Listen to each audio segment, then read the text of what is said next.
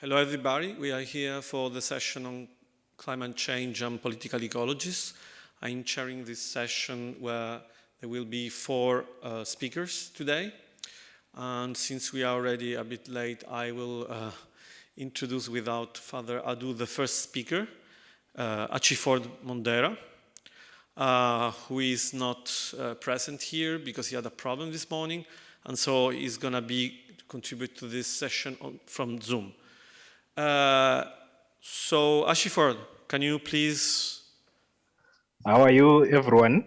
I am presenting live from, now I'm in Johannesburg. I have to leave Durban early in the morning just because of other reasons. But I'm going to do my presentation from this side. And my presentation, I'll begin by telling a story that has been presented by the delegation, the Inuit delegation at COP17 in Durban. They said, we are here to talk about our elders' perspectives on climate change and hope that the government or higher powers will listen to our elders' perspectives. They have been on the land for so long and they see the changes and they know the changes. And that is what the government should do. And it should also look at that to start that. The elders' perspectives on climate change are crucial because they have been on this land and they know more than the scientists themselves. So given that I have framed my presentation this way, whereby I'm focusing on the discursive construction of climate change in the indigenous people's narratives. And I'm taking the case of the Doma people of the Zambezi Valley. So that is what the part I was reading about what has been said by the Inuit Youth Delegation representative at COP17 in Durban, and it forms the basis of my presentation. And the reason why I'm more interested in the indigenous people's narratives is because the dominant narratives or conceptualization on climate change, particularly in Zimbabwe, they are focusing more on politics and the science of climate change. And at times they consider the local people's discourses or narratives. But we need to distinguish between an indigenous person and even the local people, because their conceptualizations of climate change might be different. Just because for local people, they are in that area, but they might not be necessarily originated from that area. So their understanding and even observation of what is going on might be different. So in politics, discussions are mostly on terms of policies, regulations, and international agreements that are aimed at reducing greenhouse gas emissions and also limiting global temperature rise. And in this case, the interest is more on taking urgent and collective action on controlling greenhouse gas emissions of anthropogenic origin. And also in scientific discourses, we see the same way the focus is on the physical and chemical processes involved in climate change, as well as the impacts of climate change on ecosystems and societies. And we are, in this case, they are interested in more data that is quantitative in most cases and also technical solutions to climate change. But there's this dimension of people or society which we need to consider again, to listen to their stories so that we can have a holistic approach when we are dealing with climate change. And I'm taking this from what has been said, especially in the last IPCC report, where they mentioned and they make an acknowledgement to the local and indigenous knowledge as stories, the local people's stories and indigenous knowledge as part of evidence that is necessary when it comes to planning purposes, because we need to aid that to scientific evidence, and then evidence from practice and implementation, and also consultative evidence, and we need to add this dimension. And that is the reason why my focus is on the narratives of the indigenous peoples, particularly taking the indigenous people in Zimbabwe who are called the Doma people. And these people, it is a population, a small population of people that is found in the close to the border between Zambia, Zimbabwe, and Mozambique. And they are known by their condition that is unique to themselves.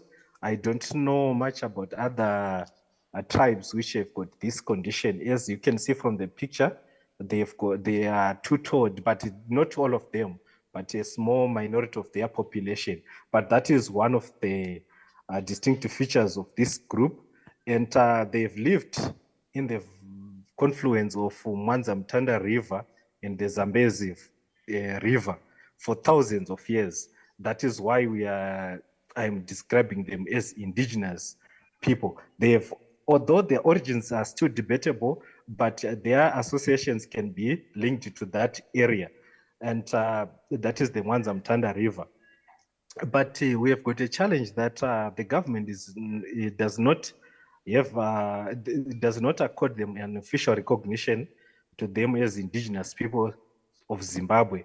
But given that they've been there for a long period of time, UNESCO has managed to classify them as one of the indigenous peoples of Zimbabwe.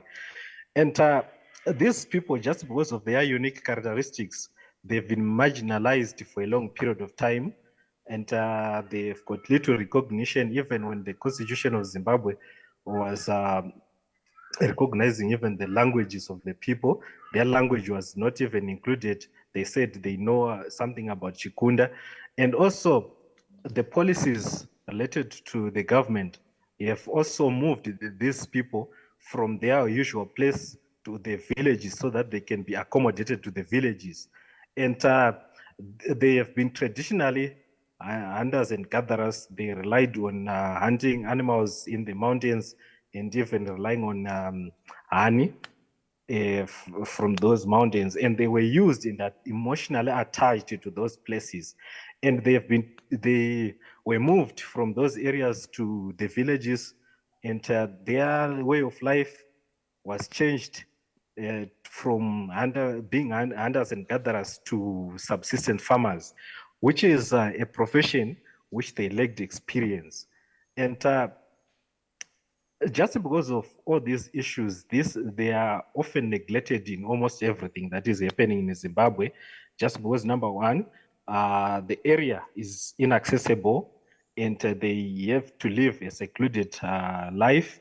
They just know themselves. But we managed to visit them and try to understand their situation.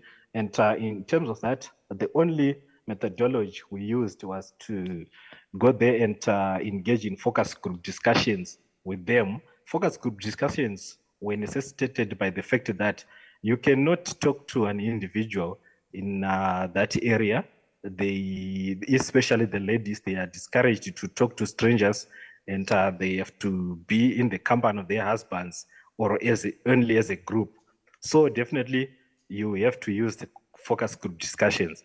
And what we discovered when we're talking about them is that they have got their understanding of climate change and their way of describing it and even talking about it. And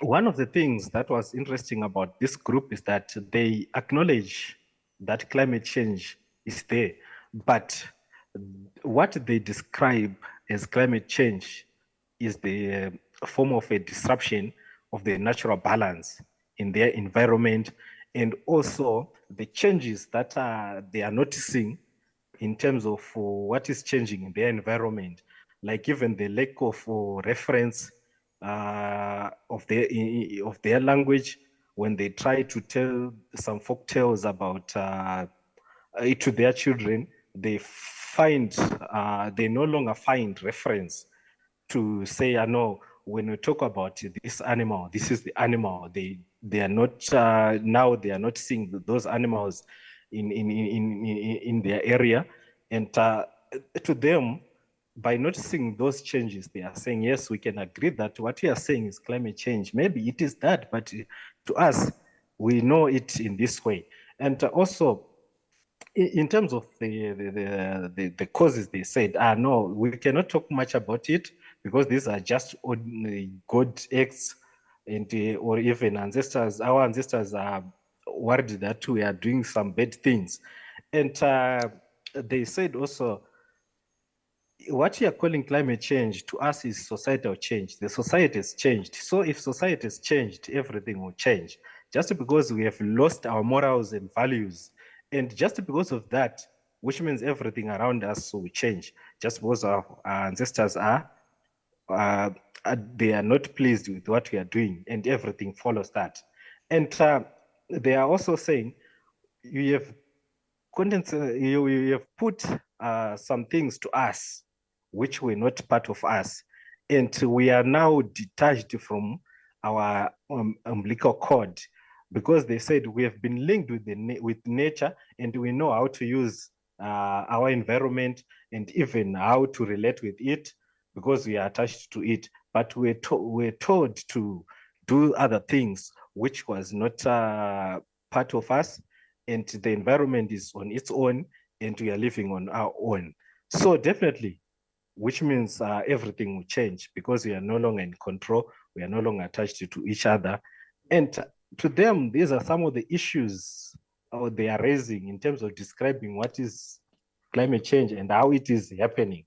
And even when it comes to the solutions, what they think about climate change, instead of having the answers, they've got serious questions about what should be done, because some people, they went there and they try to talk about climate change as part of awareness campaigns, and they are telling them that it is being caused by industries. And these communities are secluded from the rest of the Zimbabwean society. They don't know even what an industry is. And to them, which means you're telling them something that is out of their world. So they are not relating to that. Everything becomes abstract. And even the solutions, they cannot even link the two to say the industry is causing climate change, and part of the solutions is to plant trees and even to stop deforestation. Then the link is not making sense to them. And also the removal of the spiritual beings in the process is also confusing to them. For someone to tell them something that is scientific, they are saying, no, if you are talking about a scientist who can foretell what will happen in future, then removing God in the picture, it doesn't make any sense, because how come someone can be a weather prophet, yet he is denying the existence of God or even the ancestors in the process? So that confusion to them is also leaving the situation being complex, and even the solutions to them, they are difficult to arrive at, because they are being told about something that is not relating well to their values and norms. So to them, climate change is not merely the long-term shifts in the weather patterns that are caused by human activities, but a disruption of the natural balance in the environment, characterized by failure of nature to be in harmony with itself. And their narratives, they emphasize the interconnectedness of social and ecological systems and agents of non-human actors in shaping the environment, and ultimately the climate change discourses. And they also highlight the need for a more holistic and inclusive understanding of climate change that recognize the diverse ways in which climate change as a problem can be understood. So their rejection of climate change on an incipient new doomsday scenario about the world should not be understood as ignorance, but rather as an emergent knowledge space that affords agentive potential for resistance. We need to accommodate their way of thinking and even appreciate it, and even braid it with what we think is best for us to have an effective synthesis or an integrated knowledge that can enhance social and ecological resilience. So I think from this, that is what I can say about the Doma people and their view on climate change, what they think climate change is, and what should be done, and the confusions of these people, which must be taken on board, and we try to understand it from their perspective, so that even the solutions to climate change, they can even relate well to their worldview. Thank you very much.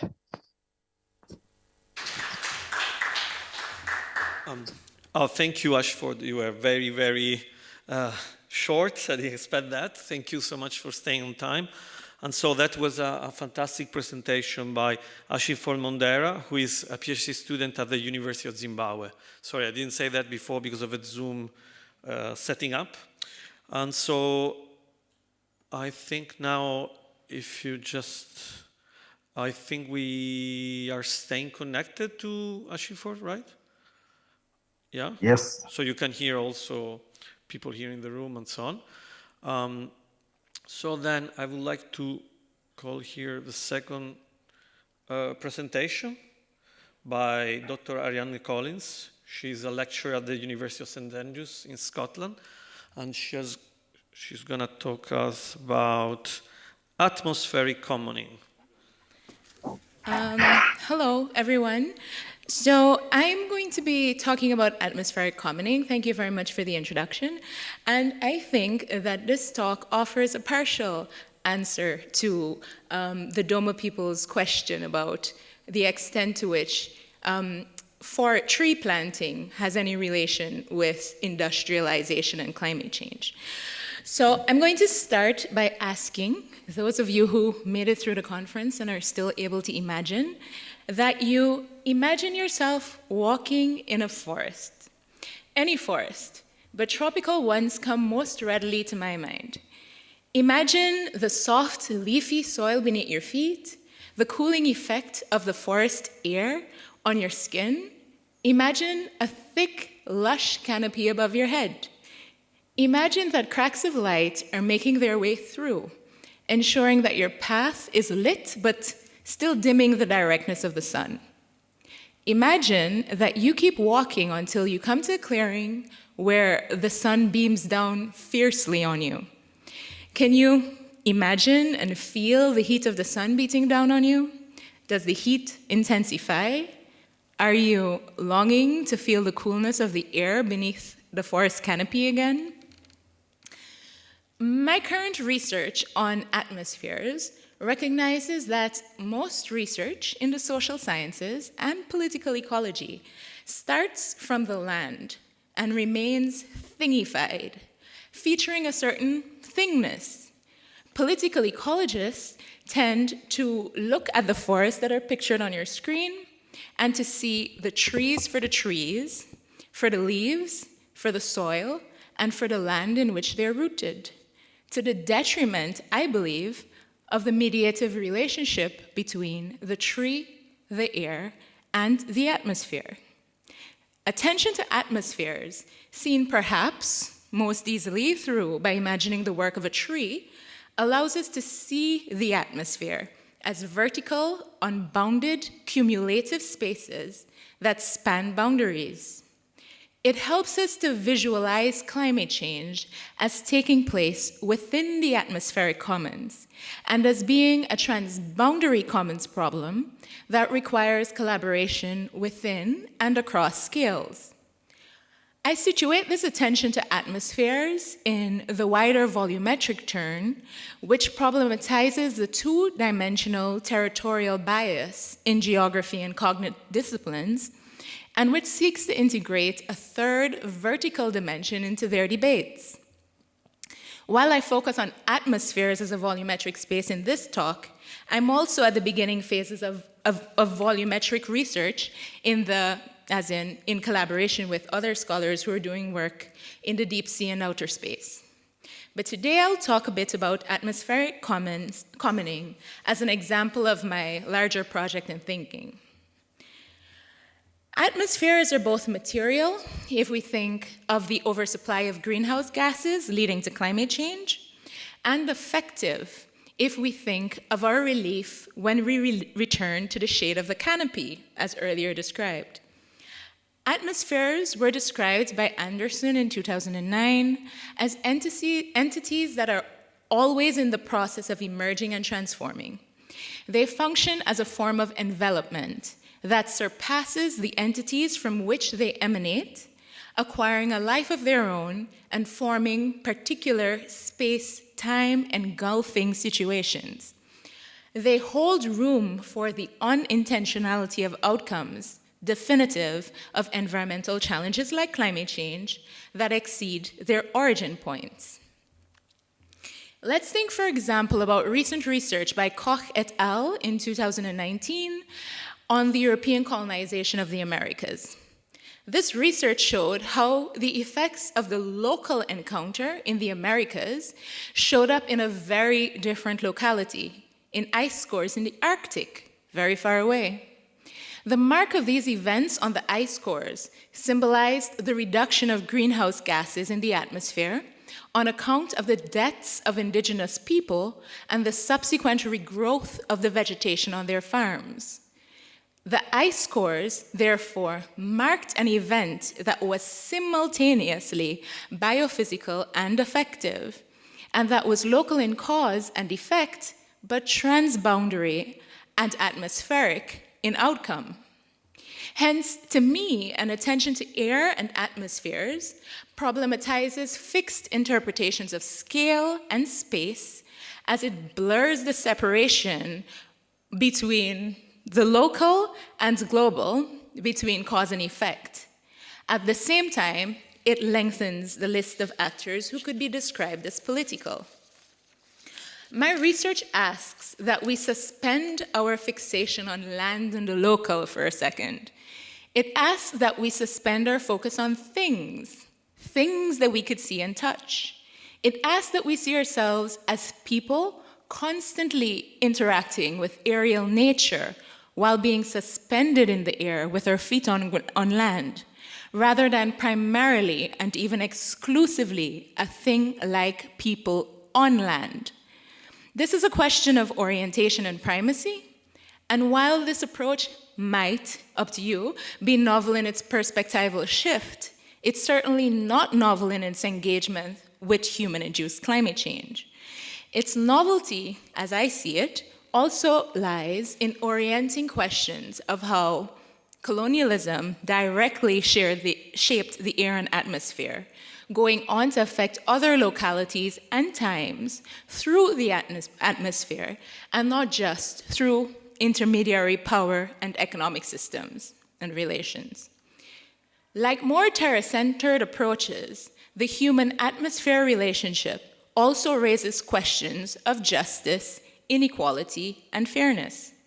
In the remainder of this presentation, I'll introduce 3 lines of inquiry that I see as related that question the justice implications of the relationship between humans and nature more broadly. This is exploratory work, so please do forgive me if I leave you with more questions than answers. But whatever the outcome, please take with you my call for more attention to be paid to the myriad cross-scalar ways in which we shape the air and the atmosphere, especially in this era of rapidly escalating climate change. The first strand, divides according to Busher and Fletcher. I'm going to try to go through this relatively quickly because I had to squeeze the presentation into 15 minutes, so let's see how effective I can be. Busher and Fletcher's 2020 work proposed some principles through which environmental conservation could tackle the magnitude of environmental problems facing the globe that is often collectively referred to as the Anthropocene.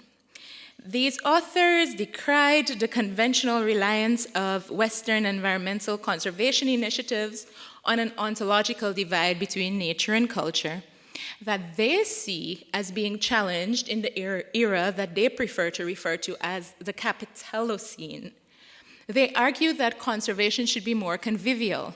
By this, they meant that conservation should integrate a shift towards the awareness that human beings must live with nature, because nature and society are dialectically integrated. Nonetheless, they argued that a conceptual division between nature and culture must be maintained because it is good ecological politics, and responsibility for the Capitalocene must remain with humans. They wrote that although nature and society are dialectically integrated, we can meaningfully understand the relations that constitute their interrelation by recognizing their constituent parts. In a review of the book, I made the argument that while Busher and Fletcher rightly observe that humans cannot overcome the age of the humans, but can and must overcome the age of capital, there was more room for a challenge to the category of the human, focusing perhaps on exactly which groups of humans should be overcome.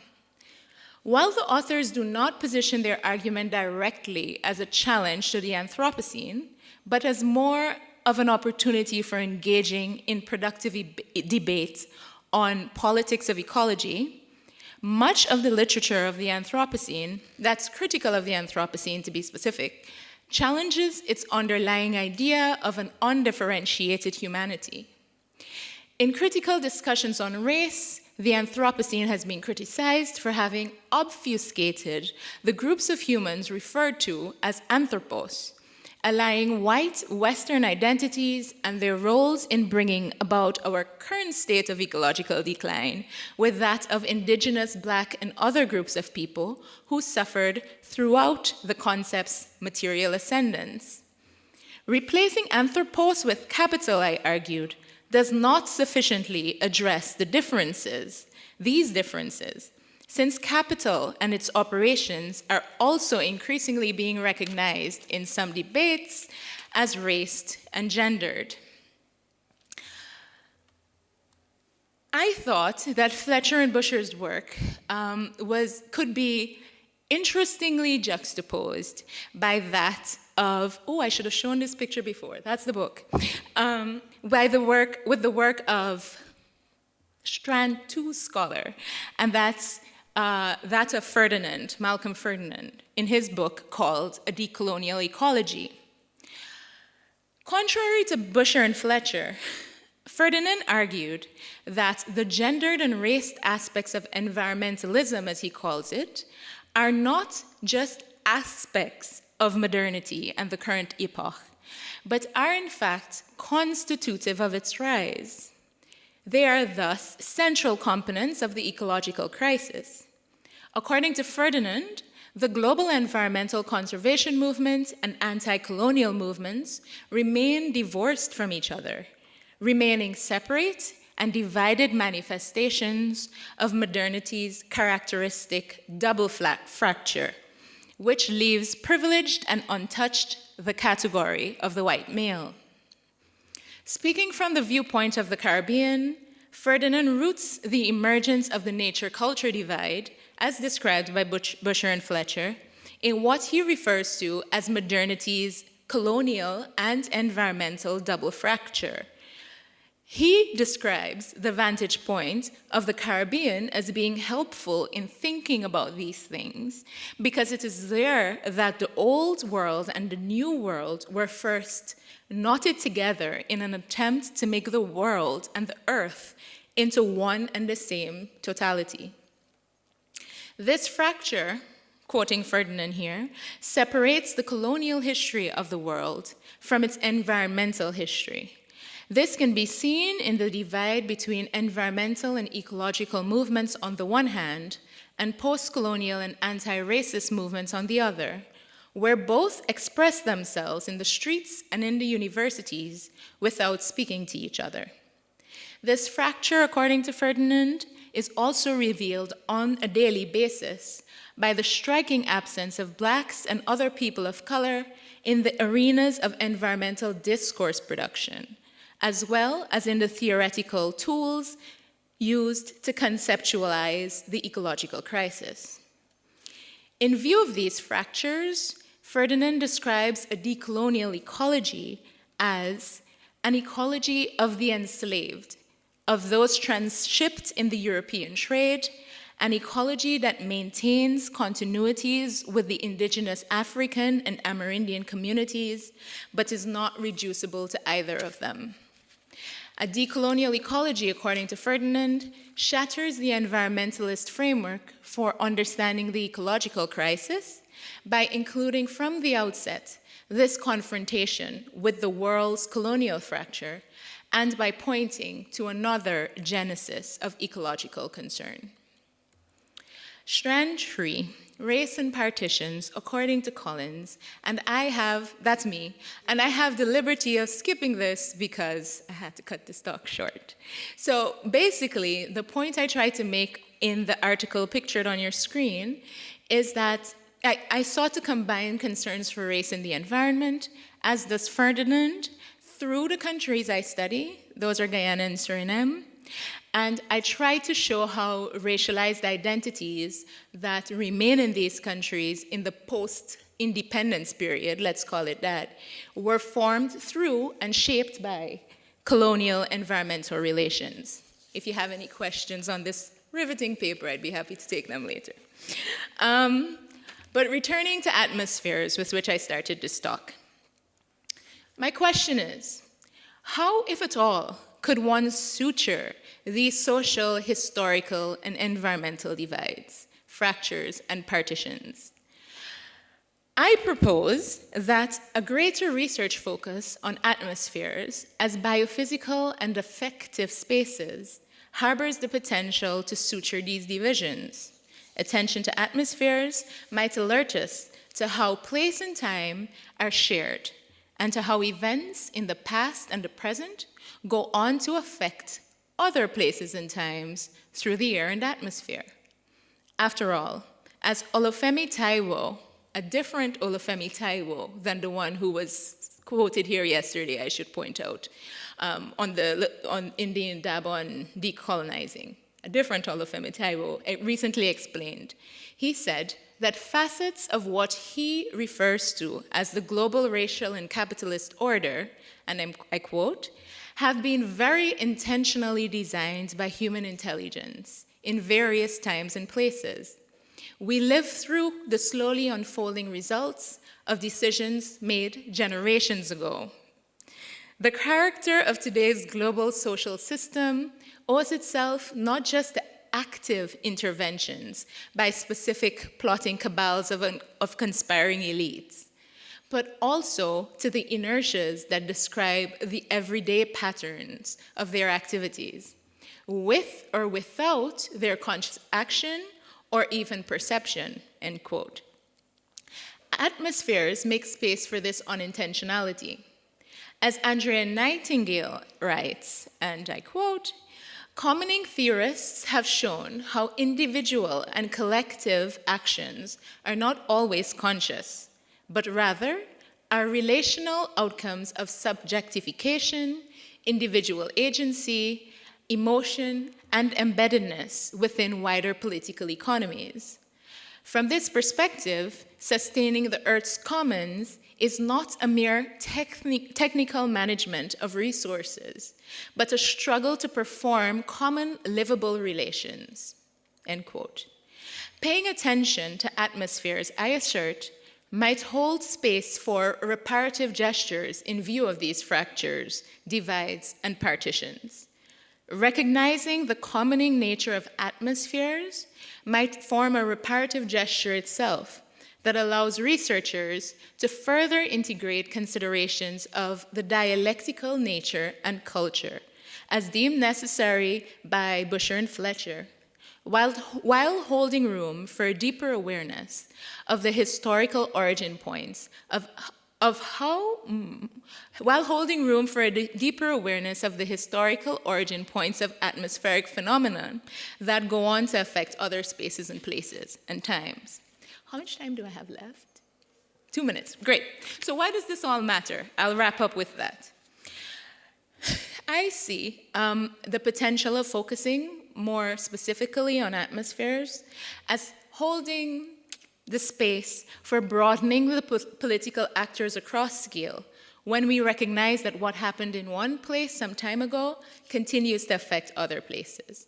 It goes much further than conceptualizations of boundaries and even efforts to transgress those boundaries, and really ask that we ask ourselves some pretty hard questions about how we inhabit and behave on Earth.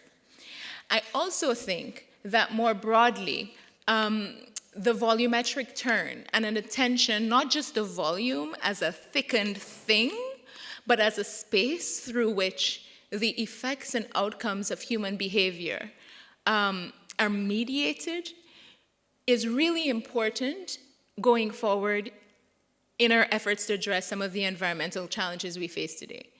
Issues such as deep sea mining, which are intensifying in development and, let's just say, intensifying, they are coming about from the efforts to try to transition to renewable energy.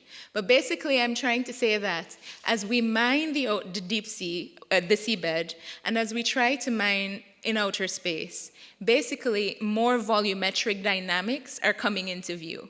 And if we're going to have a chance at grappling with how a third dimension, as in verticality, is being integrated into environmental problems with or without our consent, we need to have, as political ecologists, I believe, a framework for grappling with how this third dimension might complement or underpin or challenge the conclusions that we draw from our territorial focus. Hope that made sense. Thank you very much for your attention.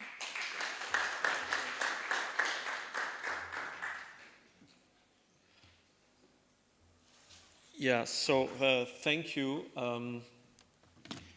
for your presentation, Ariadne. Sorry, today is a bit complicated because we didn't expect it to have this Zoom interaction. So I think the meeting just fell down because it was my free version of Zoom. That is what happened. But it's fine. I mean, we didn't know the presenter was not going to be here. So we didn't organize that. And he got to make his presentation. So I think we just move on for now, and then we'll see if I can create another link. So now we have the third speaker, who is Friedrich Neu from the University of Freiburg. He's a PhD candidate. And so for those who are staying here, the question will be all at the end. We decided to do that because it was simpler for us to group all the presentation and then the question, for those who really have this capacity of staying until the end. Okay, so please, Friedrich, could you join me here?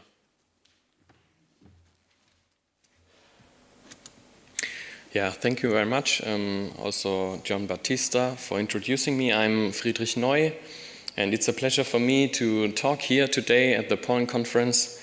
And thanks for being here and take the time to listen.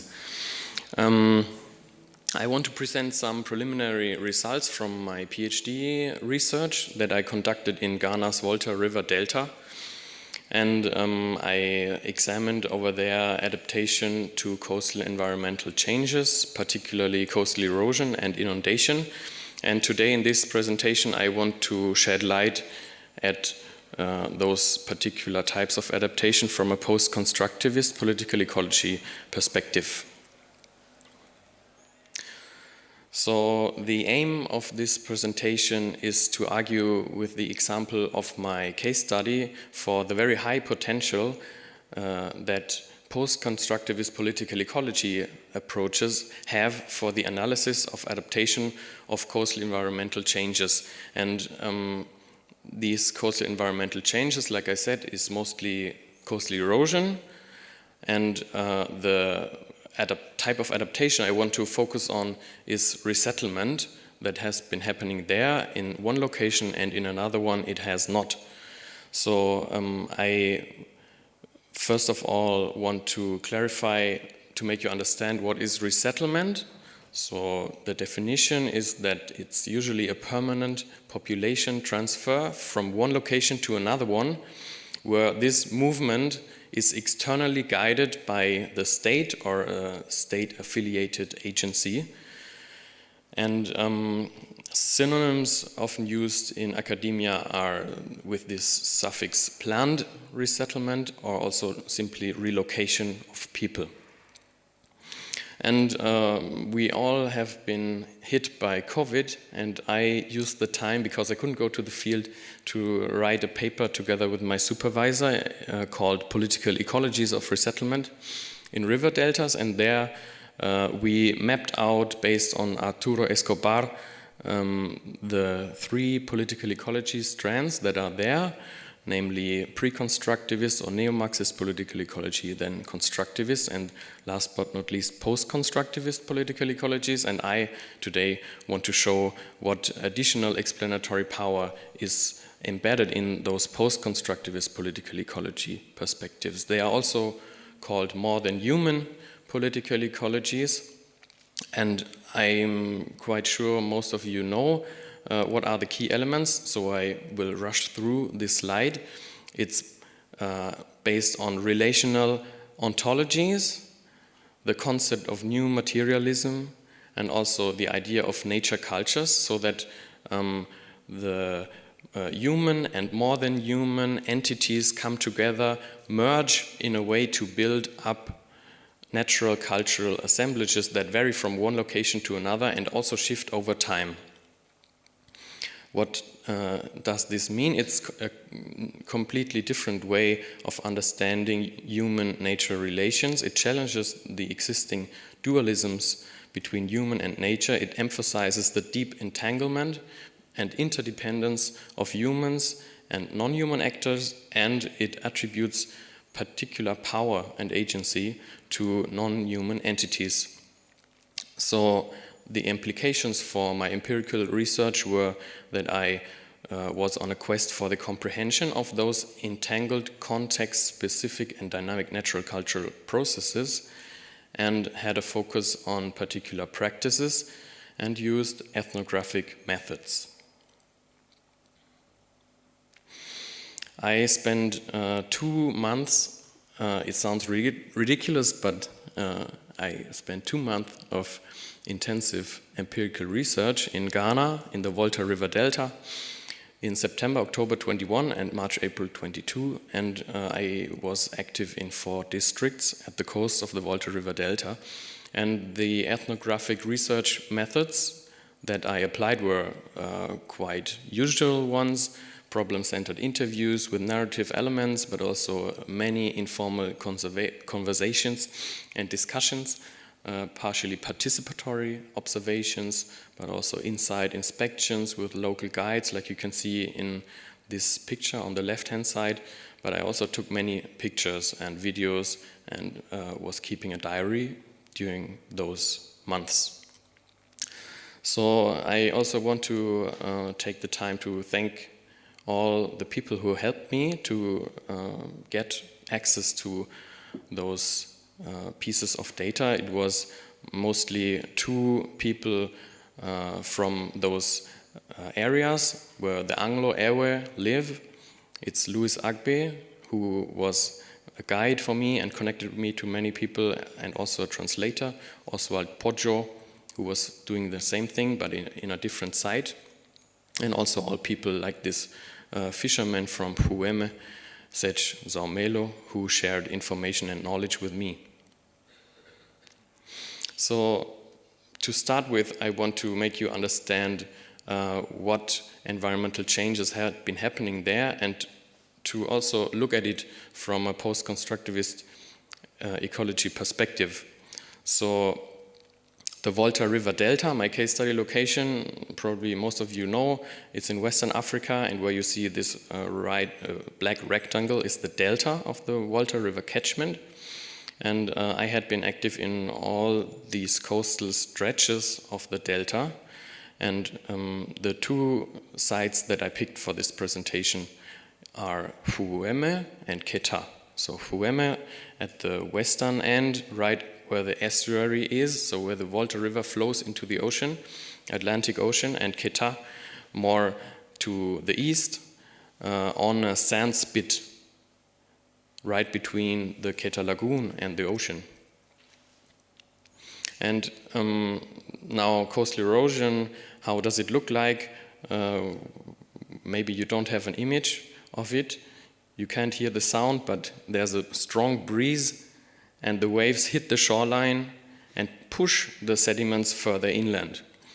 So this is an event in 2022, and I'd been there.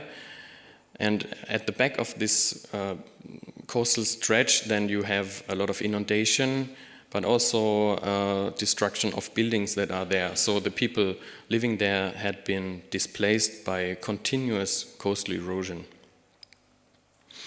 Now, the reasons for this coastal erosion, I want to take this illustration to explain what factors are there, and they are all cutting through space and time. So I have even a larger map so that you can see better. Hopefully you can see everything. There is, starting from the very global scale, climate change that causes sea level rise, but also storms.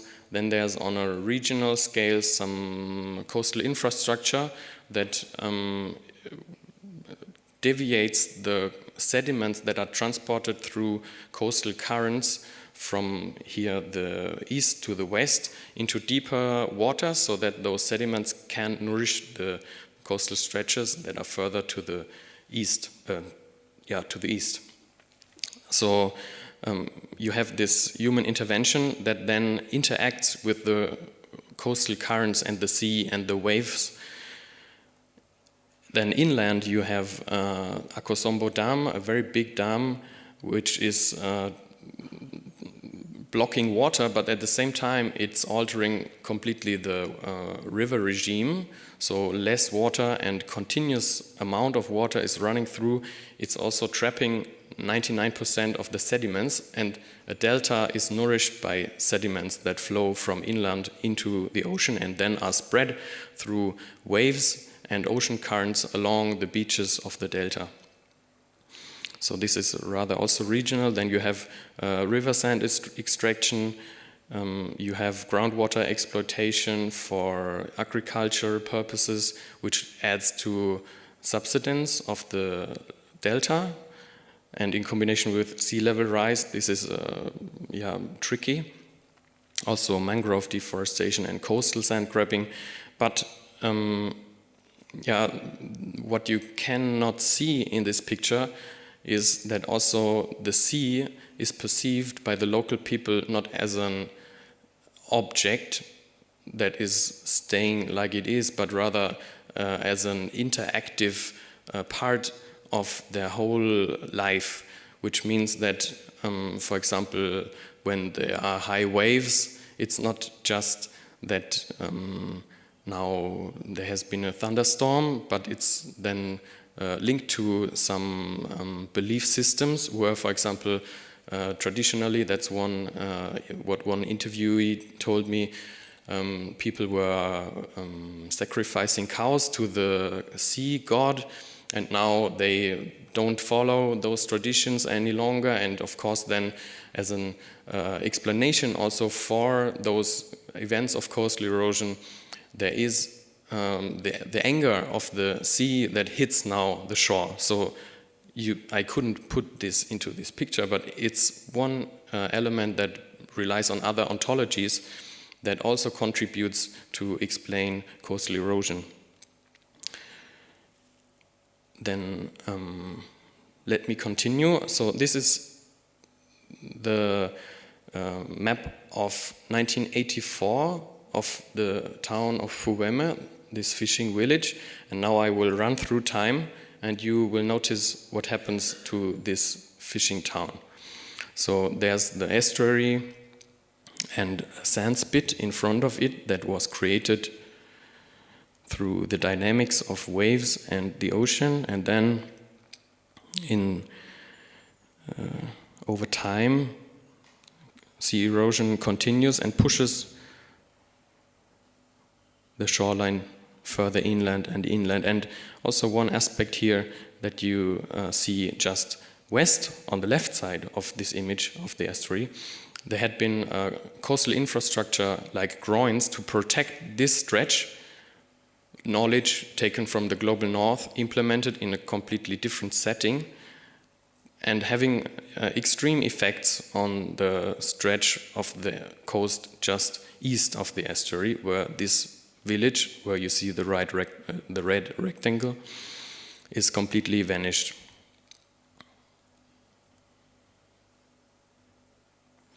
So now how to adapt to those changes. Also, I want to use post-constructivist political ecology, particularly looking at resettlement. So again, those two case study sites, now looking at Keta, there was a long history of coastal erosion. It was going back to the 19th century even. So when there was an intervention by the government in the early 2000s, there was not much left of those fishing villages. So there is Keji, Woja, Ajido, and Keta, all in this area around Keta. And then when you think of Keji, there were once 14 villages part of Keji. And nowadays, the ones in bold are the ones that are still there. Wormevokope is gone, Kwashikakope is gone, Agota is still there, Keji gone, Shikakope gone, Kukwaya gone, Adelek Pochi gone, Kahonu gone, Bokbosinate gone, Takbokope gone, Achikozate gone, Soku gone, Haveji is still there, and Hovi is also still there. So then there was a pressure to intervene, and the government stepped in and reclaimed land, built groins and seawalls, and in between took sand from the lagoon, put it between those groins, and on this reclaimed land they build houses for the people who were affected by coastal erosion. So here in the video, you see in the front, in rather white, the roofs of those resettlement houses that are in straight line and in order. So this is what happened in Keta. And now when you look at Fuweme, similar things happened a bit later. So there was massive coastal erosion in the 2010s, and the people called the Ministry of Housing to intervene and also have coastal protection measures, but they did not come. And people autonomously retreated, purged with relatives, or migrated out of this area. So now also to understand why are there those differences between those two locations, I want to cite one proverb that many interviewees told me, "Ablei me no aveme o," and it has to do with this beach crab. It means a beach crab will never survive in a forest. And to understand what they mean, you have to look at their traditional ontologies and what they mean in relation to their attachment to place. So traditionally they are voodooists, and they have a supreme goddess that and other lower divinities that connect to sea, land, animals. They have particular locations, land, where they can connect to their divinities. And this is, for example, one image where the priests can connect to their gods. But also there are many ceremonies like in Christianity, baptisms of newborns. There's a similar thing in the Ewe belief system. And also their history, their migration story, their very strong ties through their family system links them to their place of living and worship of their ancestors. And the surrounding water bodies, like I already said, have a strong meaning to them, also through their practices. They're mostly fishermen in those coastal stretches, and their practices are very unique. So there are many more than human entities that form those natural cultural assemblages. But there's again a difference when you look at the case of Keta in comparison to the case of Fuweme. And now to conclude, I have this visualization. And when you look at the gray box, you have certain more than human entities that form natural cultural assemblages, and they differ and move over space and time. And they are also connected to, in green, particular type of knowledge and also particular types of power. And now I want to move through this graph, and the boxes marked in red are particularly linked to the case of Hueme, this fishing village, and the other one, the blue ones, to Keta, and the yellow ones are for both. So there were the local dwellers in both locations, but the fishermen were rather in Hueme, and Keta was more inhabited by trading people. So then there were families, they had clans, they also have particular opinion leaders. This is all part of the traditional power hierarchies, and they have the paramount chief. But then all is happening in the post-colonial setting, meaning that German missionaries, for example, went there and introduced Christianity, which is much more prevalent in Keta than in Hueme. In Hueme we have voodooism, like I said, where you have gods, shrines, but particular belief systems are there in both locations. They have trees that have a symbolic meaning to them, the fish have a symbolic meaning to them, particularly the voodooists, but also the sea itself, like I said. So then there is the link to the ancestors, traditions, but the intervening of humans in regard to the Akosombo Dam that alters the sand flow, then the harbor, then the groins that were built, then the Volta River as an actant that has a certain idea behind in their ontological view, how to deal with those interferences that were done by humans, reacts on this. So again, it reacts the river, and it has this interplay with the coastal currents, the shoreline, and then the shoreline is moving inland, destroying houses at the same time, destroying graves.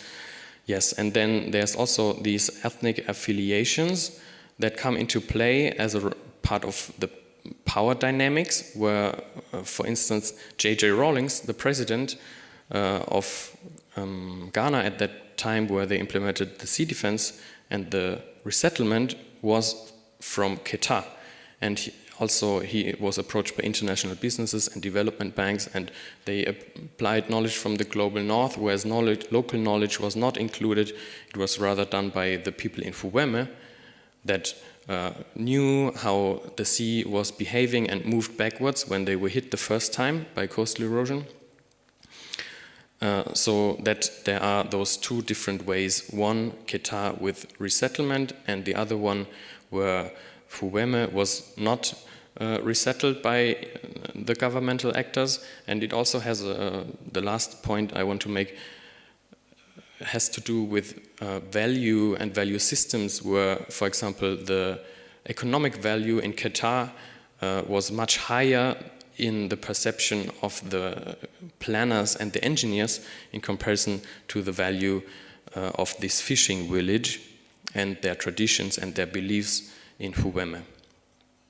Okay, so to conclude, I want to make 3 points. First of all, post-constructivist political ecology opens, like I have explained, new entry points to the analysis of resettlement by holistically grasping materialities and non-human actors and the human sphere as intertwined natural cultural assemblages. Then, non-human entities like the sea, the river, or the soil entail agency through their reoccurring physical appearance and their embeddedness in the Anglo-Airway worldviews and practices, and also regarding the process of environmental change and adaptation to it, particularly the form of resettlement. And the distinct and continuously evolving natural cultural assemblages of materialities and human actors shape the adaptation process and the outcomes differently depending on which aspects come together over time in Hueme and Keta. Thank you.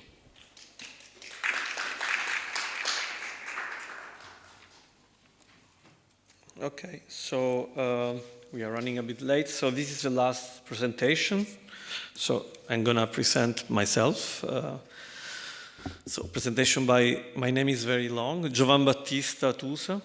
I work at the Nova Institute of Philosophy in Portugal, Lisbon.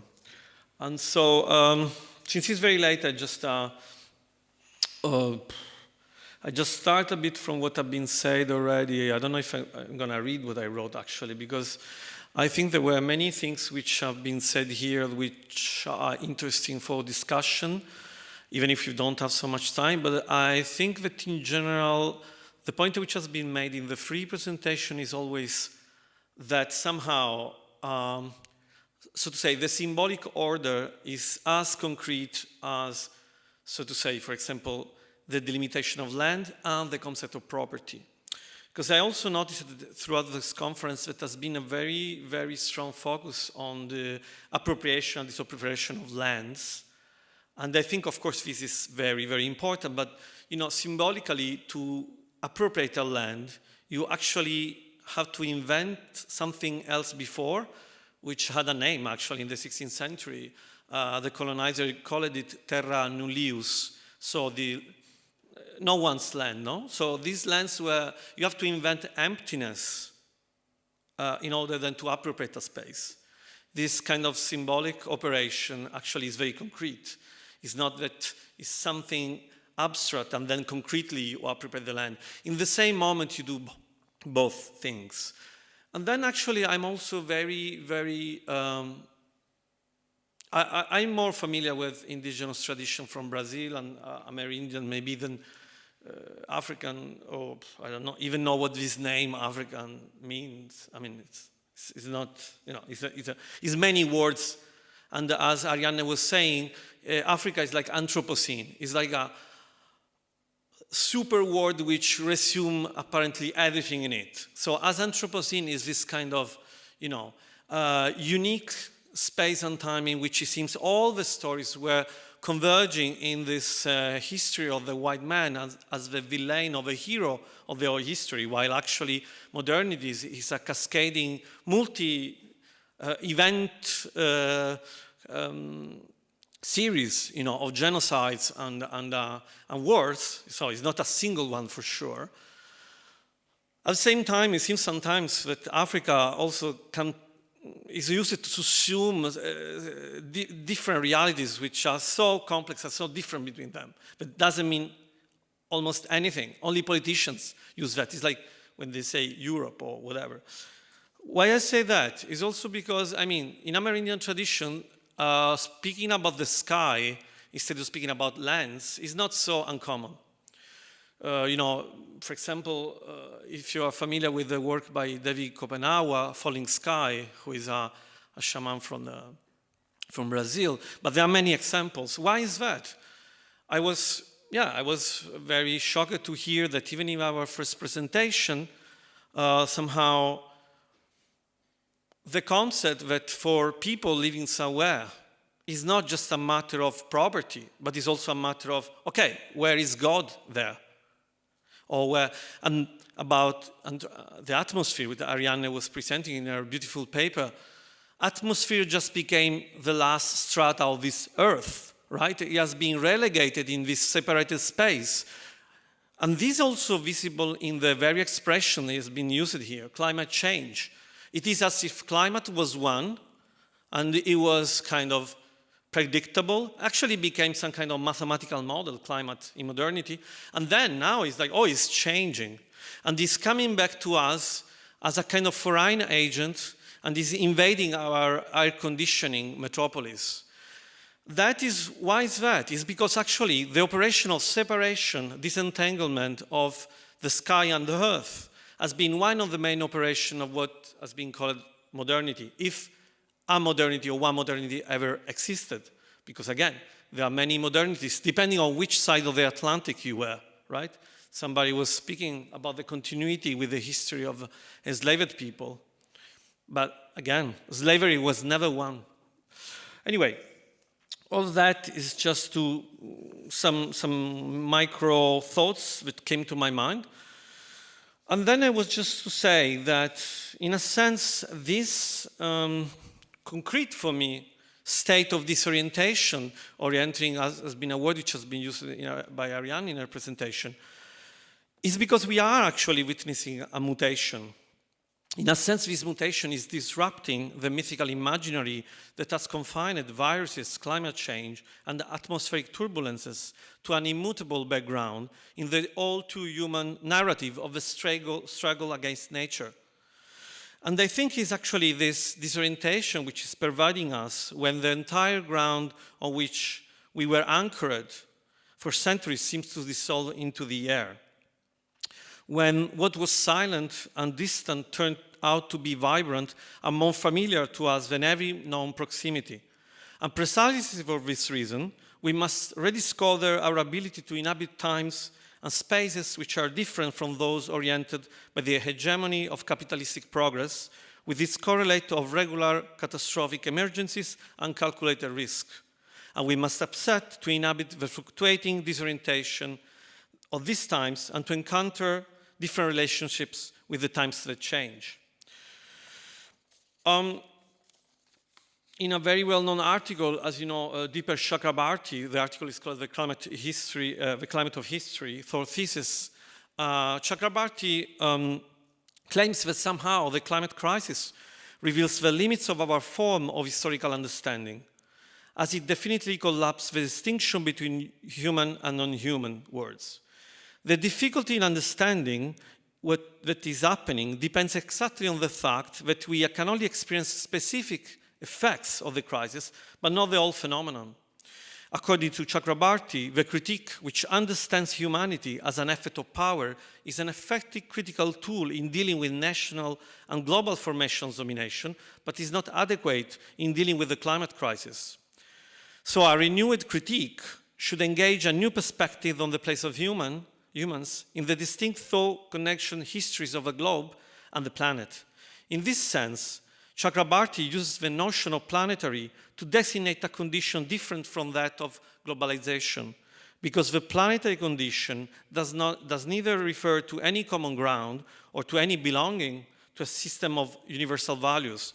Instead, that's my definition, planetary is that which remains above and behind our own reach, and it urges us to discover a mode of inhabiting with what escapes translation or acceptance.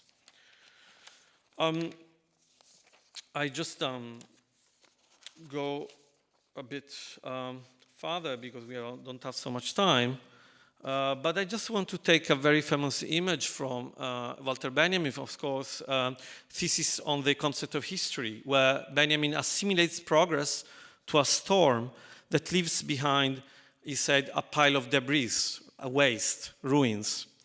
This storm is the time of the infinite progress as incessant consummation of finite resources. It is this progress that is barring our future, which is actually, is this very progress which doesn't let us imagine a future. By future, we mean something very different from the continuation of this very present, right? That things are status quo, that things continue as they are, that the past is accomplished, that this injustice is complete. This is for Benjamin the catastrophe. Because the unfinished struggles that come from the past propels the present into a vertiginous leap in the open air of history, as it reinvests the present, the continuity of the present, with inconsistent temporalities and disjunctive historicity. In the voice we hear, Benjamin writes, there is the echo of the now silent ones that introduces cuts and discontinuities into the very air we breathe, breaching the asphyxiating atmosphere in which global capitalism has enveloped all the divergent times and space of the planet. A new community of respiration seals a secret agreement between past generation and the present one. If we are stretched to the limits of our intellectual capacity in the act of listening to the silences of history, we have to listen to them differently. In her influential work, Can the Subaltern Speak?, Gayatri Spivak characterized the subaltern as the one who is incapable to speak, or rather, to be heard. An experience of subalternity, then, for Spivak is precisely the absence of a position of enunciation and the product of a colonial epistemic violence. To the question, who can speak, the answer for a long time was nevertheless played inside a single theater, that is that of human beings. Whereas today, an infinity of beings have joined the enunciative scene. From the smallest to the biggest, from the most autonomous and solitary to the most composed and entangled, a crowd of hybrids, entities in assemblies, emerges again, so that humanity itself, also revealed to be more than human, inhabited by a multitude of agents, to be itself made up of microbiota and viruses, as well as fabulations and silences. This is to say, because sometimes in this conference, I've been listening to that term, the non-human, more than human, as if this is something external to the human. While, you know, our genome is combined, I mean, evolution is possible only because 10% of me is actually my genome, and the rest is everything else. Okay, I just skip my video example.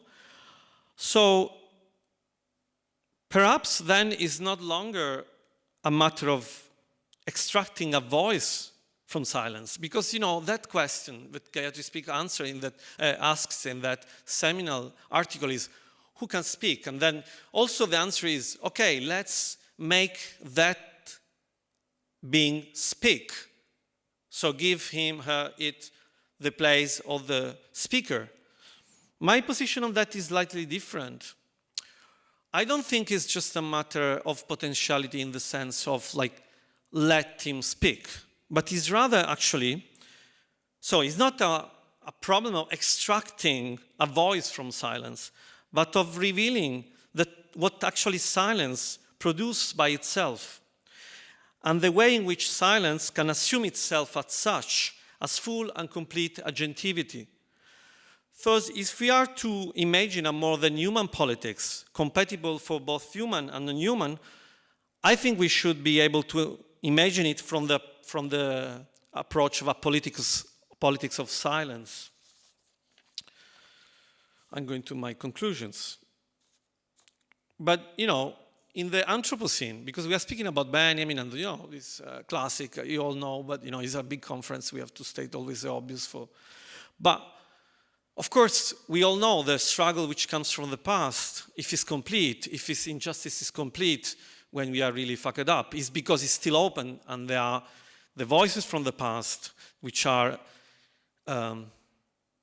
entering, which they don't let the present to rest. They make the present impossible as such. But we also know that in what is called the Anthropocene, the apocalypse is actually redoubled. It does not longer only comes from the past, but also from the future. It no longer concern only the vanquished of the history that has taken place, but also the vanquished of the history to come, the damned of the earth who are suffering the ecocide in progress, the sixth extinction, the environmental apocalypse. And this is a very different temporality indeed from a linear white temporality driven by the idea of progress. Because the temporal figure that emerged from this intense, infinitely concentrated temporality should be compared maybe to that proposed by Michelle Wright when in her book Physics of Blackness, she proposed the idea of not talking anymore about who or what, but when. So when meaning subjectivity as an intersection of social construction at a precise moment in time. No longer some straight line, but a circle with many arrows pointing outwards in all directions, right? It's like a black futuristic sun. It doesn't only emanate outwards, it also receives, it's also affected by the other planets. So, the circle designates the now, the present moment, and the arrows represent the space-times that intersect this now. So this is a quote, of course, from the book I'm talking about, which is a very long quote. Okay. If the space-time of the middle passage epistemology can be represented by a line or an arrow, then the post-war epistemology, a more convenient form of the more properly named World War II post-war epistemology, should be represented as a circle with many arrows pointing outwards in all directions. This nicely sums up the argument of physics of blackness. In any moment in which we are reading, analyzing blackness, we should assume that its valences will likely vary from those of the previous moment. The circle denotes the now of the present moment, and the arrows represent all the space-times that intersect with the now. What I take here by the word blackness is just something to come, something which is not there, and something which is not a cumulative substance, is rather an operation, or is the part which has been neglected, but again, it is not waiting to be extracted or discovered. You know, it's funny for me, I've been listening, because it's also a conference of geographers, discoveries and extraction all the time. But I think, again, it's not something which is there and needs to be discovered as such. It's not a what, but it's rather, again, something which has to be put in action and is there always, and has always been there. As we said at the beginning, the empty space was never existed. There was already someone there, and there will be someone when you will be gone. The idea of the emptiness and this kind of smooth space which the navigators from Portugal traversed, this frictionless planet, is very funny, but it's also a very powerful image. Okay, I finished. So these timelines in this figure of this circle with arrows inward and outward, there are timelines that, coming from their unfulfilled past, futures and presents, head towards the present and burden it as they burden those who seek to live this present, while opposing timelines emanate from this present and head outwards towards the time that needs to be saved, realized, avenged. I think I stop here. Thank you.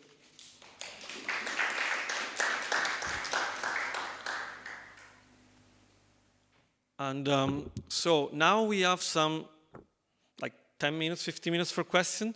If somebody wants to actually also move a bit closer to the stage maybe. And I think I have to invite back Achieford through my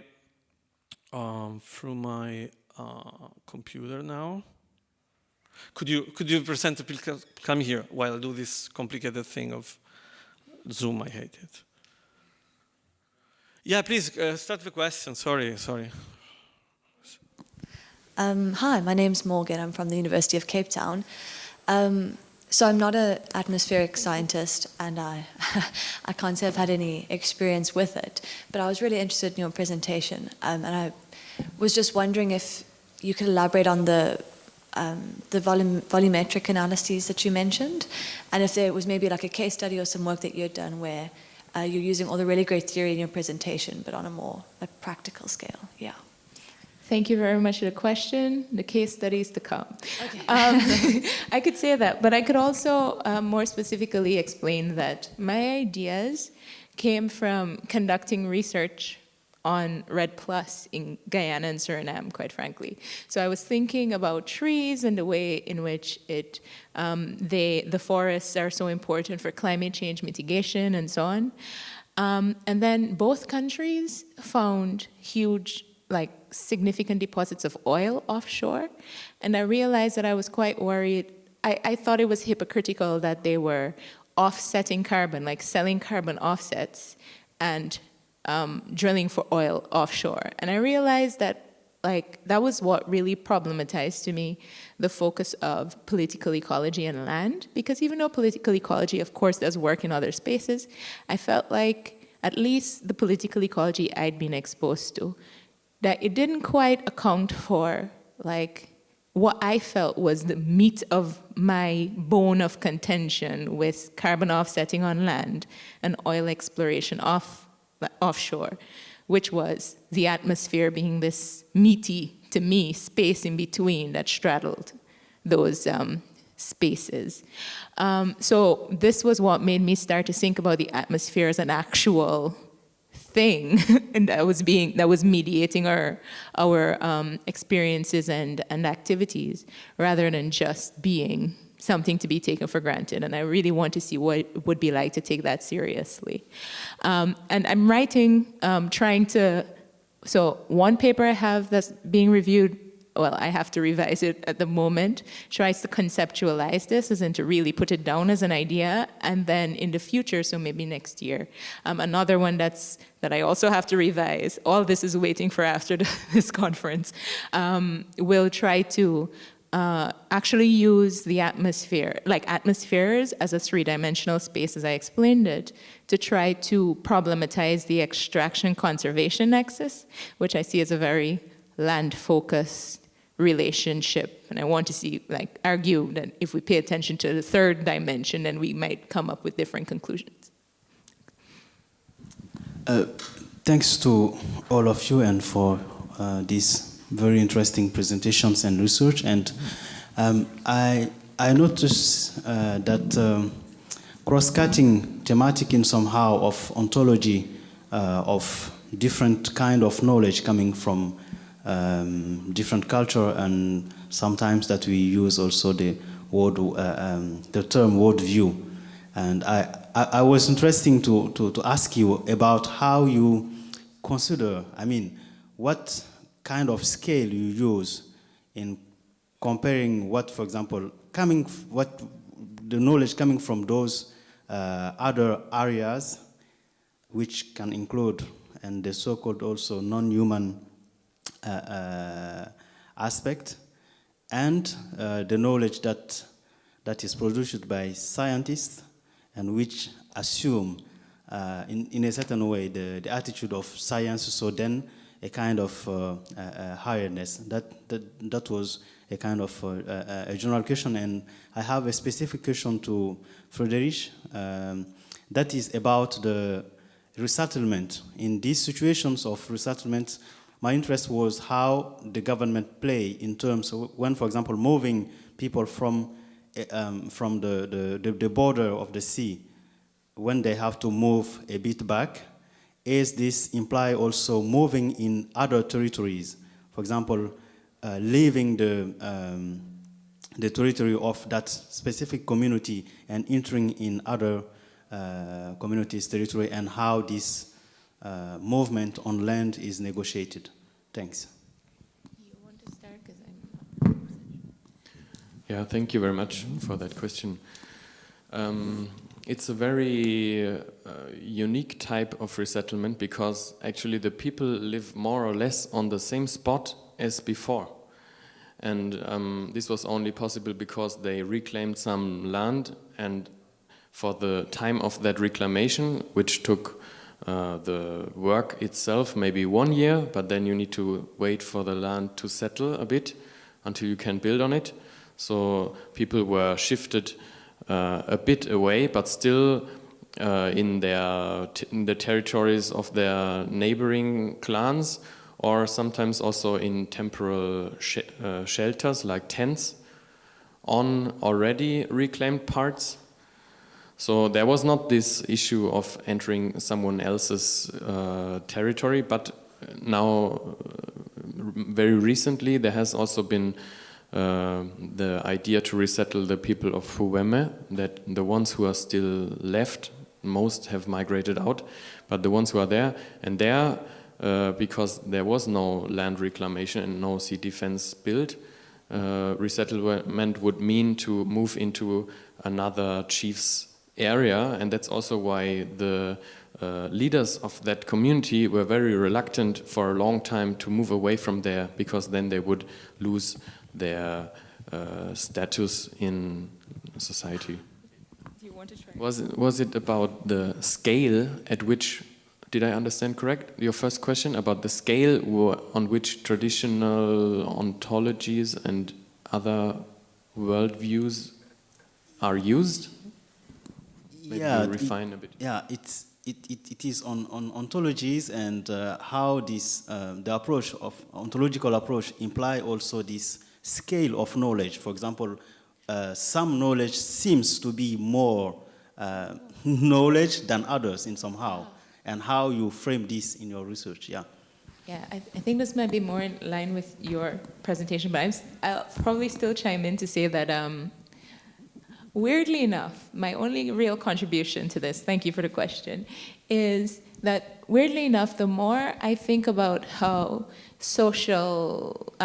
how human beings interact with nature in other material spaces that are not land-based, is the more I feel like I am moving away from some conventional knowledge structures.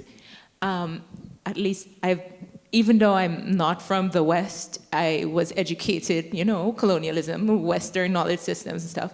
I feel like I'm moving further to the edges of that, and I'm starting to feel more in line with Davi Kopenawa and the people who talk about the world in this very different epistemological senses.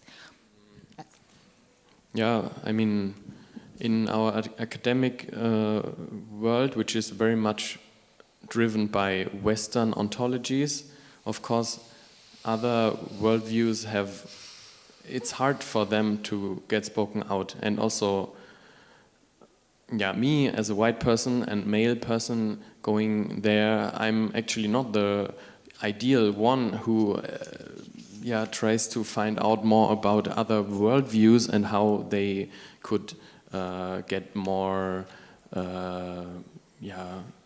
examined and disseminated in academia and beyond. Sorry, but you took them seriously when they had very different ontologies than you did. I take it seriously, yeah. Okay. Yeah.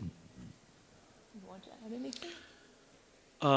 I think if there is no other question, there is another question. Yes, mine would pick up on the ontologies that Achieford has raised. If you're there, can you hear Shamwari? The question of the lower Zambezi Valley being a site where maybe your Doma people are experiencing some of the beginnings of the climate crisis. I think if a cyclone Ede had gone a little further to Nyanga, that would have been one about 3 years ago. It was devastating in Chimanimani. Or the drying out of the Zambezi River catchment, which lowers, the Kariba Dam to the point electricity cannot be generated. But I think I'm curious if the informants are also aware that the Zambezi Valley is not just a victim, but maybe a villain, in the sense there's vast oil and gas deposits being found. The Australian company Invictus, near Manapools, there's a ZANU-PF-linked company already doing exploration. And just across, I'm sure you know, Cabora Bassa Dam, across the Mozambique border, there's lots of methane that comes from the dam wall, creating greenhouse gas. Are those mixes of villain and victim, the source and the recipient of the climate catastrophe, also maybe part of the way you'd raise this as a question for, obviously, ordinary people in Zimbabwe don't get any benefit from resource extraction. I'm not saying that Doma people are villains, but the fact that there is such enormous coal, oil, and gas in northern Zimbabwe, stretching from Wangi all the way to the Mozambique border, makes the activists there very nervous, because they're unable to stop these companies, and they're called anti-developmental. And I wonder if that's going to be part of the ways in which the indigenous folk are grappling with this problem.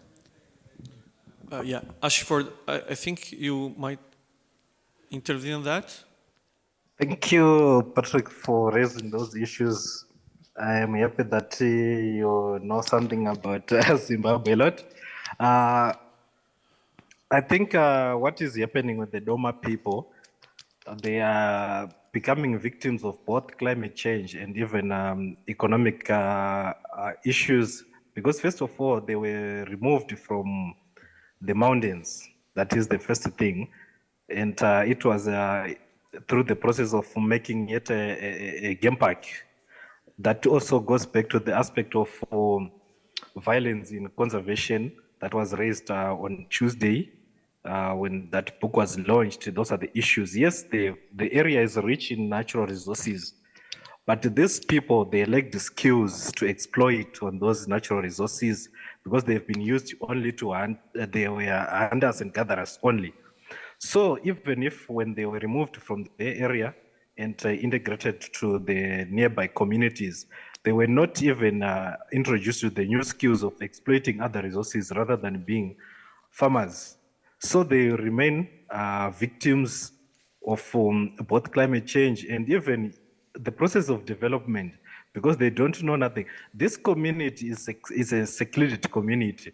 They are isolated from everything. Even in their behavior, they can even run away from you when you want to approach them.